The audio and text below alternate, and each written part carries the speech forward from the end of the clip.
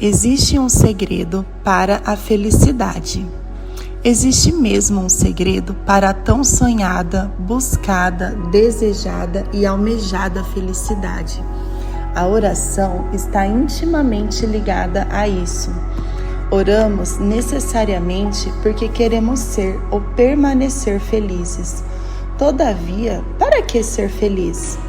Parece que o recado divino é: seja feliz, porque o mundo depende de sua felicidade. Sua felicidade fará com que outros sejam felizes e levará a graça de Deus ao mundo que jaz no maligno e que, portanto, vive triste nas sombras das trevas da morte. Felicidade não é uma emoção passageira, não é um sentimento baseado em coisas ou em pessoas e que muda a todo momento de acordo com os acontecimentos ao redor. É um estado permanente de bem-estar, concedido diretamente por Deus. Um autor disse certa vez que a felicidade do homem não diz respeito ao que ele possui, ao que ele tem, mas ao que ele é. Esplêndido isso! Entretanto, mais maravilhosa ainda foi a definição dada por Blaise Pascal há mais de 3 séculos e compartilhada por Rousseau Shedd mais recentemente. Eles afirmaram que os homens buscam continuamente a felicidade. Podem até mesmo se sentir infelizes ao ponto de se suicidar, mas nem por isso deixam de buscar mais felicidade. Sabedor disso tudo, o salmista começou sua oração usando de uma sentença comum aos hebreus, que é o bem-aventurado, ou simplesmente muito feliz, ditoso, afortunado. É exatamente isso que são as pessoas agraciadas por Deus com a felicidade, são ditosas.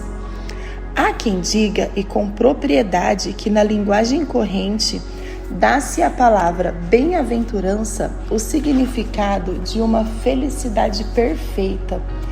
E, se bem que no vocabulário bíblico ela tenha um sentido mais lato, a palavra implica também a certeza da felicidade. Exatamente por isso, o melhor significado para o termo seria algo como alguém que inesperadamente recebe uma herança de valor incalculável e que nada fez por merecê-la.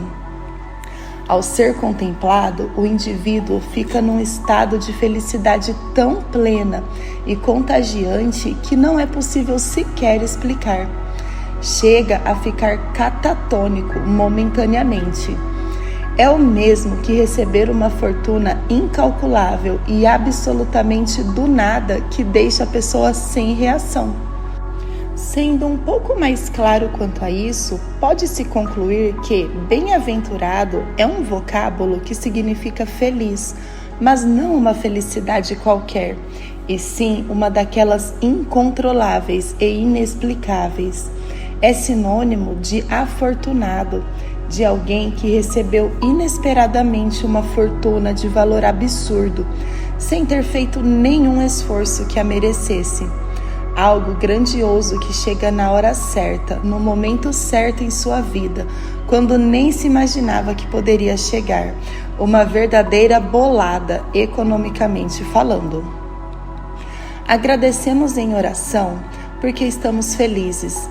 Pedimos coisas em oração para ficarmos ou continuarmos felizes. Imploramos por pessoas para que estas alcancem a felicidade e com elas nós também, pois quando alguém está feliz, nós também ficamos da mesma maneira.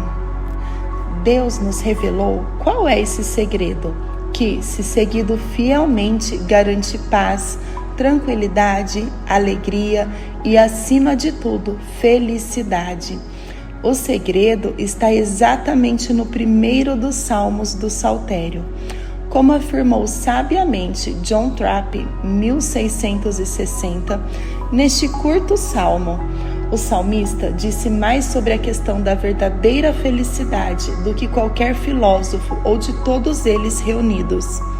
O que fizeram não passou de vasculhar a esmo, mas aqui Deus nos dá a resposta certa na mão.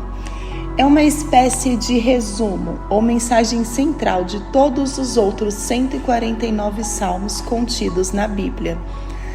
Seja qual for a mensagem de cada um dos salmos, obrigatoriamente ela passará pela mensagem contida no Salmo 1.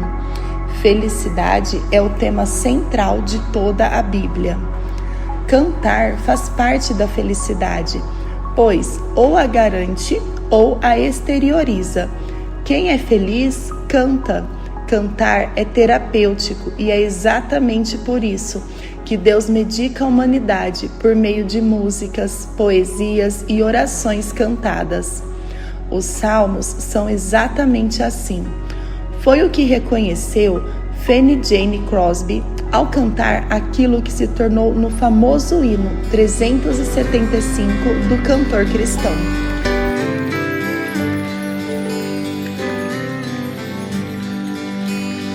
Vivo feliz, pois sou de Jesus e já desfruto o gozo da luz.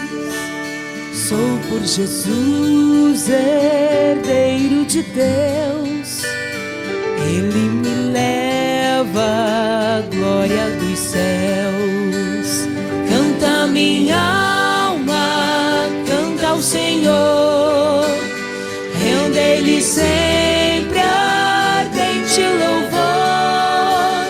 Canta minha alma, canta ao Senhor, rende-lhe sempre ardente louvor.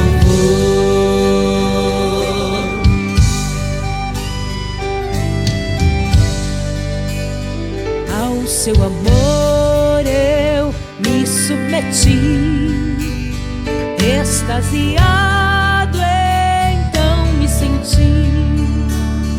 Anjos descendo, trazem dos céus ecos das céus a graça de Deus. Canta minha alma, canta ao Senhor, rende-lhe sempre ardente louvor. Canta minha alma, canta ao Senhor, rende-lhe sempre ardente louvor.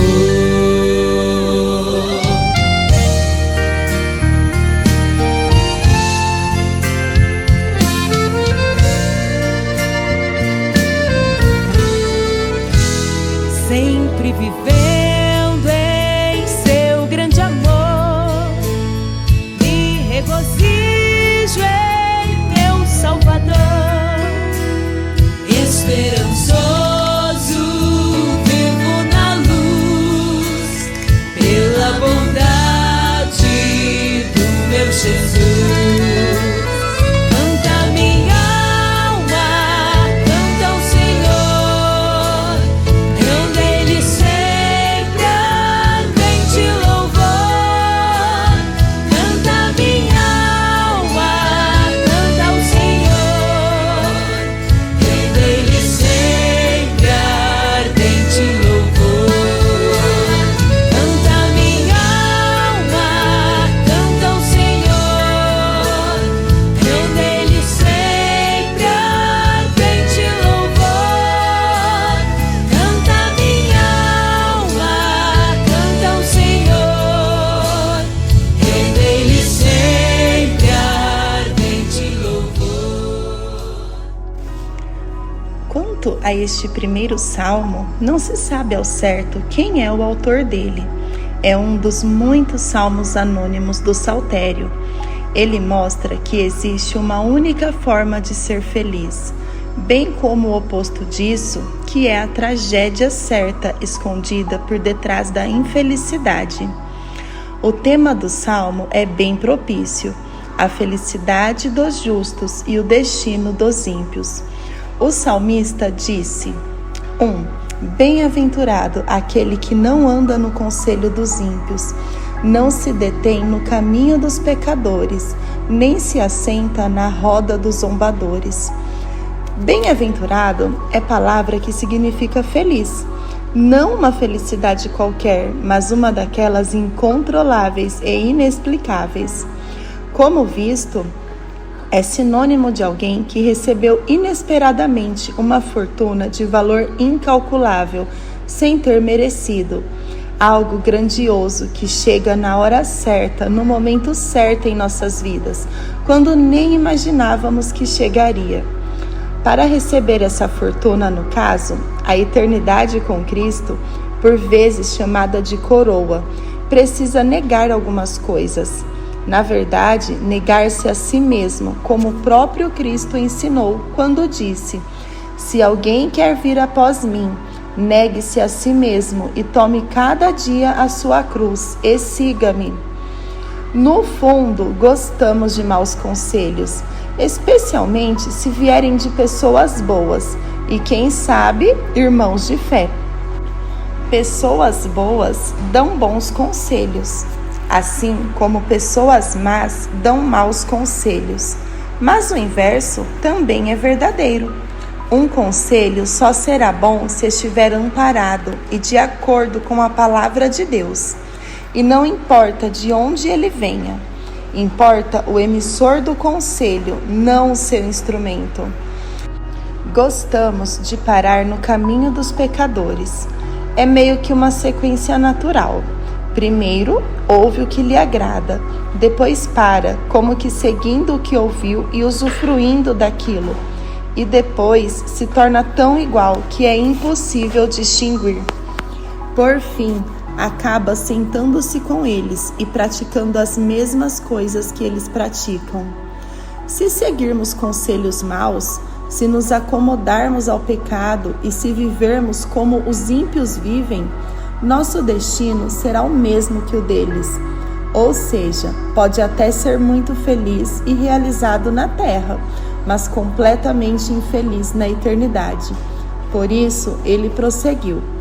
2. Pelo contrário, seu prazer está na lei do Senhor, e na sua lei medita dia e noite. Graças a Deus existe o oposto. Uma única regra para ser feliz depois de negar viver no pecado: amar a palavra de Deus, sentir prazer na palavra de Deus. A oração deve nos levar a amar profundamente a Bíblia, a desejar ler a Bíblia como ela é e não como gostaríamos que ela fosse. Não basta ler, precisa meditar. Meditar significa ruminar, como faz o animal no pasto. É colocar a palavra dentro de nós e ficar ruminando-a em profunda reflexão no restante do dia. Por isso, os salmos são poesias para serem cantadas. Cantar é a melhor forma de memorizar. Existe um melhor horário para isso? Parece que sim. Muitos dizem que é pela manhã.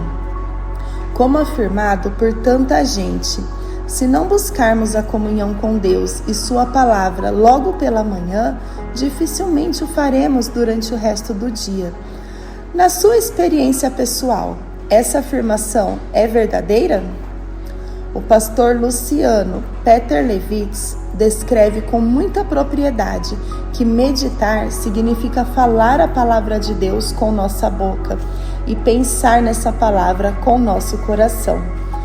Quando meditamos na palavra, tudo o que fazemos é pautado por aquilo que Deus ensina. Quer ser feliz? Ore a palavra de Deus, rumine a palavra de Deus, coloque lembretes em lugares estratégicos. Faça de tudo para lembrar da palavra de Deus todos os dias. O salmista afirmou que 3. Ele será como a árvore plantada junto às correntes de águas, que dá seu fruto no tempo certo, e cuja folhagem não murcha. Tudo que ele fizer prosperará. Existe recompensa para quem é fiel à palavra, e ela se chama prosperidade. Isso no sentido de dinheiro ou saúde? Não, mas de felicidade. É possível ser muito feliz tendo pouco ou nada. Também é possível ser infeliz tendo tudo. É possível ser feliz num leito de hospital e infeliz gozando de plena saúde. Como dito por alguém, Tem gente que é tão pobre que a única coisa que possui é dinheiro. Prosperidade é algo profundo, é ser útil a Deus, sendo útil às pessoas. Árvore dá sombra, não para si, mas para os outros. Dá alimento, fruto, não só para si, mas para os outros. Proporciona cura com suas folhas, não para si, mas para os outros. O texto afirma que tudo o que ele fizer prosperará. E isso significa que, quanto mais você fizer pelo próximo, mais Deus te permitirá fazer. Isso é prosperidade. Por isso nos dá saúde, finanças e, acima de tudo, felicidade. Primeiro recebemos, para depois compartilharmos. Afinal, Deus nunca nos pede nada sem que antes já nos tenha dado. 4. Não é assim com os ímpios. Eles são como a palha que o vento dispersa. Os ímpios, coitados, são mortos e inúteis espiritualmente. Não servem para nada aqui, bem como não servirão na eternidade.